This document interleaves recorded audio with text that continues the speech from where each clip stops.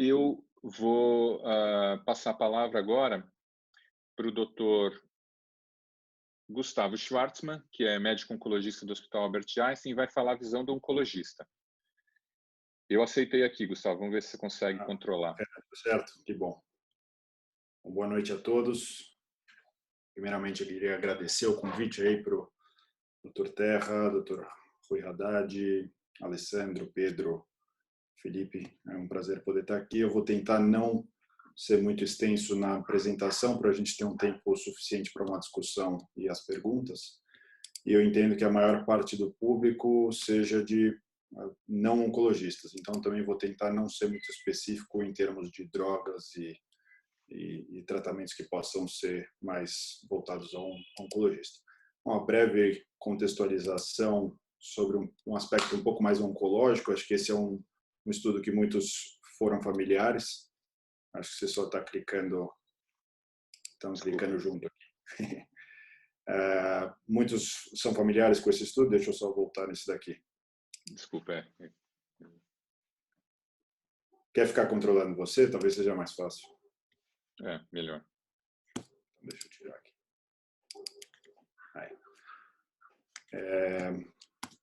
Então, os pacientes com câncer ativo, principalmente o câncer ativo, eles têm um maior risco de infecção pelo coronavírus grave, com maior chance de ir para a UTI, de morte, de ventilação mecânica. Pode passar. Um estudo mais recente, agora de abril, da Cancer Discovery, também chinês, conseguiu destrinchar um pouquinho melhor essa história. Será que é qualquer tipo de câncer? Ou será que o tipo de câncer impacta nessa sobrevida? E a gente vê aqui os dois que disparam em termos de maior risco. São cânceres hematológicos, isso muito explicado pela situação de imunossupressão, que esses pacientes são colocados por causa do tratamento mielotóxico, e câncer de pulmão, especula-se aqui que em grande parte por ser uma neoplasia pulmonar e o COVID ter como seu principal alvo o pulmão. Pode passar. Isso a gente consegue ver também quando a gente vê não só câncer de pulmão, mas pacientes com câncer que foram metastáticos ao pulmão e que também têm um desempenho tão ruim quanto um câncer primário do pulmão. Então, mostrando que qualquer tipo de câncer, desde que ele acometa o tecido pulmonar, já põe o paciente num grupo de risco muito elevado para uma infecção e que a gente tem que ter bastante cautela. Por último, nesse estudo, pode passar, eu destaco que não só o tipo de câncer e o seu estágio, mas também que tipo de tratamento oncológico ele vem recebendo em termos de risco de infecção mais grave. Aqui a gente vê cirurgia, né? Cirurgia, como vocês, cirurgiões, acabaram de falar muito bem, coloca o paciente num risco muito elevado caso ele adquira a COVID, seja antes, seja durante ou seja depois da internação. E aqui eu destaco que quimioterapia, apesar de a gente achar que seria um risco muito elevado, não foi tanto, claro, ainda elevado, assim, maior do que 30%, mas se a gente for colocar aqui em contexto a imunoterapia, que é um tratamento mais moderno e muito mais fisiológico, que a gente considera muito mais seguro que a quimioterapia em situações normais, foi visto como um dos fatores de risco mais elevados quando o paciente está recebendo o tratamento. E a gente especula que isso seja porque a imunoterapia faz uma exacerbação do sistema imune, que é o maior responsável pelo quadro grave do COVID. Eu vou mostrar alguns casos que a gente teve de experiência com imunoterapia, mostrando que realmente pode ser uma situação bastante difícil. Pode passar, por favor.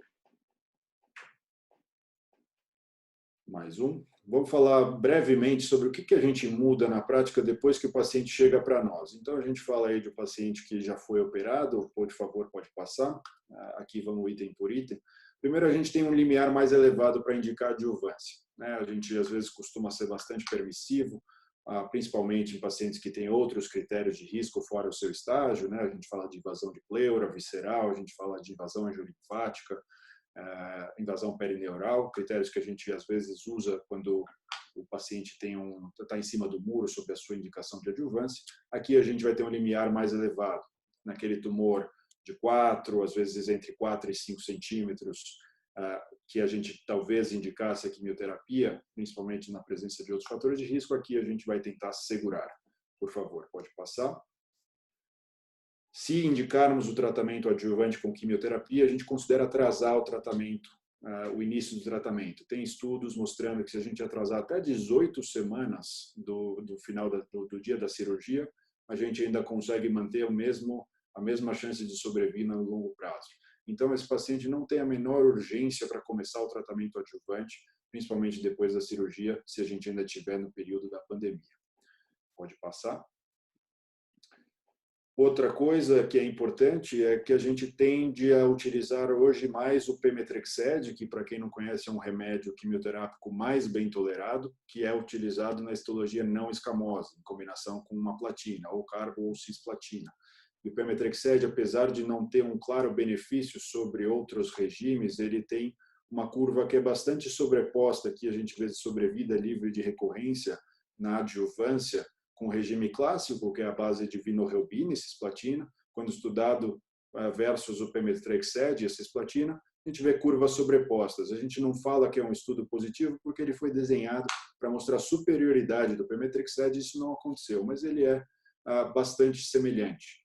E a gente vê aqui, em termos de toxicidade, principalmente toxicidade grau 3 a 5, que são toxicidades graves e hematológicas, que é uma coisa que temos bastante receio, o pemetrexed é muito mais bem tolerado. Então, a gente vê quase 1/4 de toxicidade hematológica do que com cisplatina. Então, a gente prefere usar o pemetrexed. Por favor, pode passar. E outra coisa que a gente adota na maior parte dos protocolos hoje é também adicionar um fator de estimulação de colônias para minimizar o risco de neutropenia. Então, esse paciente recebe um filgrastim ou um filgrastim pegilado para minimizar o risco de neutropenia, para não agravar uma possível infecção. Pode passar. Falando agora de um cenário de quimio-radioterapia, uma doença que seria considerada irressecável, pode passar. A gente fala de também utilizar pemetrexed em histologia não escamosa, também não é algo habitual, mas é a mesma história do tratamento adjuvante, ele não é superior, mas parece muito equivalente e, novamente, menos tóxico. Pode passar. Aqui pode ser um pouco específico, mas a gente também tem 2 possíveis regimes para tratamento da histologia escamosa, junto com a radioterapia, que seria ou carbopaclitaxel semanal ou carboetoposide, e a gente sabe que o carbopaclitaxel é um regime mais fácil de tolerar, com menos visitas ao hospital, menos complicações infecciosas e menos visitas ambulatoriais. Então, também acaba sendo a nossa preferência na histologia escamosa. Pode passar.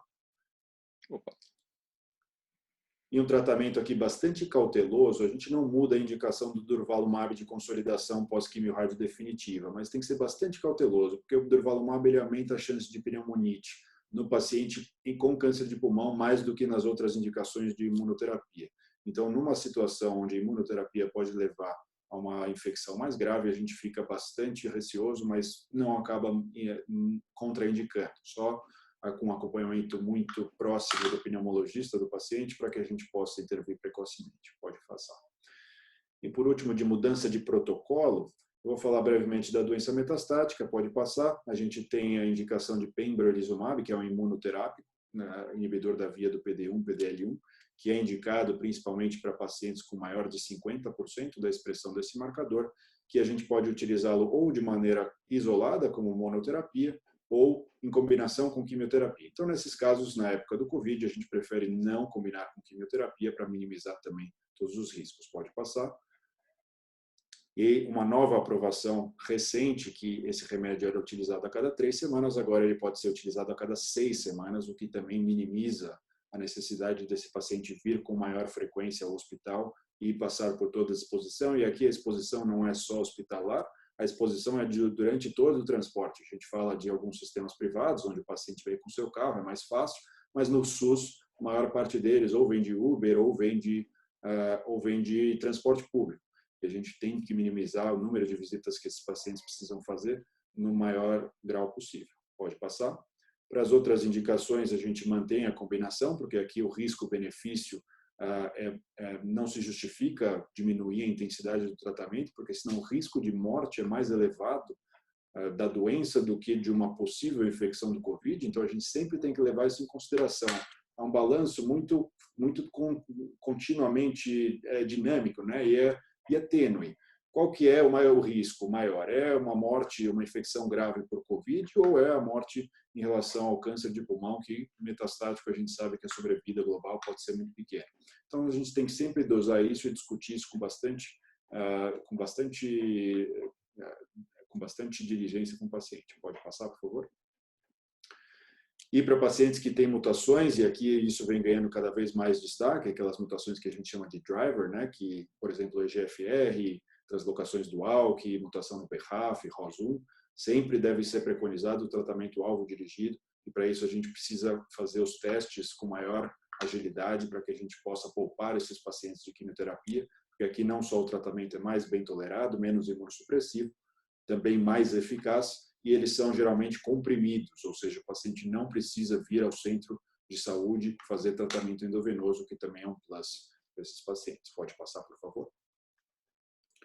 E aqui eu destaco 2 remédios, tá? O osimertinib e o alectinib, que são remédios de geração posterior, que são muito mais bem tolerados, com menos incidência de pneumonite que os seus remédios correspondentes de primeira geração, e que também vão exigir que o paciente possa vir menos ao hospital. Pode passar.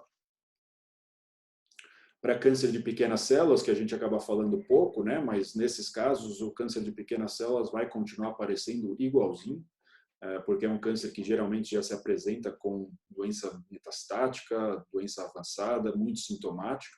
Nesses pacientes, eu vou falar isso no próximo slide, a gente tem que ter bastante cuidado, mas a químio com imunoterapia ainda permanece a melhor indicação, porque ele tem um risco muito elevado de morte. Pode passar, por favor. Falar um pouquinho de peculiaridades do dia a dia, que acho que pode ser mais interessante para todos, e não só para os oncologistas. Algumas coisas estão no slide, outras eu vou falar, pode passar. A primeira coisa, pode passar mais uma, a primeira coisa é que pacientes ambulatoriais com sintomas respiratórios que a gente presumiria que seriam atribuíveis ao câncer de pulmão, eles podem sugerir que o paciente esteja com Covid.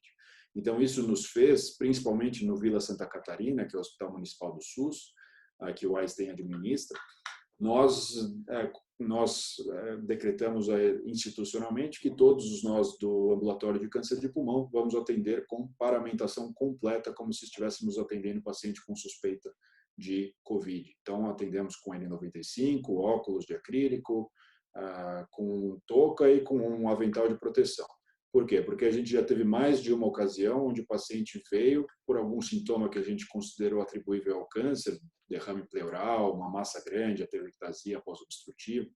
Esse paciente foi internado e depois foi visto que ele estava com Covid. Era uma suspeita baixa, não tinha febre, não tinha alterações típicas na tomografia e foi pedido como diagnóstico de exclusão e veio positivo. Depois a gente viu que realmente a gente estava suscetível atendendo os pacientes mesmo em caráter ambulatorial, sem a paramentação adequada. Então, aqui, aquele conceito que o Terra colocou, tratar todos os pacientes como se eles fossem suspeitos de Covid. Aqui no câncer de pulmão, a gente percebeu isso sendo bastante verdade. Pode passar. Uma outra coisa que a gente viu é alguns efeitos colaterais relacionados a remédio, principalmente aqui imunomediado, como efeito colateral da imunoterapia, que pode se confundir muito com o Covid, porque é aquela mesma história, o que a alteração tomográfica do Covid pode ser muito em decorrência da superativação do sistema imune. E a pneumonite causada por uma imunoterapia pode levar a um achado semelhante. Pode passar, que aqui tem umas tomografias para a gente ver. Então, essa era a imagem de 2 pacientes. Essa é uma figura que a gente submeteu para publicação, está aguardando para ver se vão aceitar. São 2 pacientes que a gente tratou que foram bastante semelhantes. Eles tinham melanoma, eles não tinham câncer de pulmão e receberam imunoterapia. Eles chegaram com sintoma ao hospital, foram encaminhados à sala de emergência, ao pronto atendimento, com um pouquinho de saturação baixa, tosse, dispneia e os 2 com febre baixa. 37,6, subfebris, na verdade. E essa tomografia de linha de base, a gente falou, bom, isso pode ser Covid, tinha alguns achados que poderiam ser justificados, um espessamento septal interlobular, vidro fosco bilateral esparso, periférico, e um dos pacientes tinha consolidações alveolares aí bem incipientes. Falamos, isso tem cara de ser COVID. Em São Paulo, o epicentro do COVID, no Brasil, a gente agora faz um diagnóstico meio presumido de COVID nesses pacientes, e a gente optou por aguardar o tratamento para uma pneumonite imunomediada ou droga mediada, seria a base de corticoide, que hoje, apesar de ser controverso aí, né, com todos os novos desdobramentos sobre corticoides, acho que eu não quero nem entrar nesse mérito, a gente tende a evitar, pelo menos nessa fase inicial da doença, o seu uso. Então, a gente segurou o corticoide, coletou o COVID e esperou. Saiu o COVID cerca de 24, 36 horas depois, veio negativo. A gente repetiu uma tomografia nesses pacientes a posteriori, pode passar.